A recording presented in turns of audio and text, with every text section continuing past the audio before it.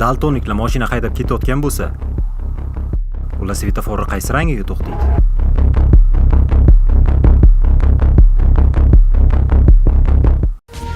Sen qo'llaringni yuvayotganingda aslida qo'lingni yuvmaysan. Ular bir-birini yuvayotganini shunchaki tomosha qilib turasan.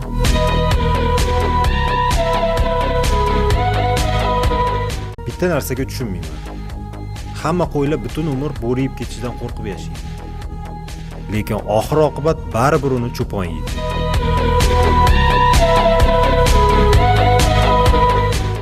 Agar seni zaharli ilon chaqsa, seni 5 minut umring qoladi. O'sha ilon kelib yana seni chaqsa, 10 minut umring qoladimi? Shu seni o'ylantirmayaptimi? Normalmi?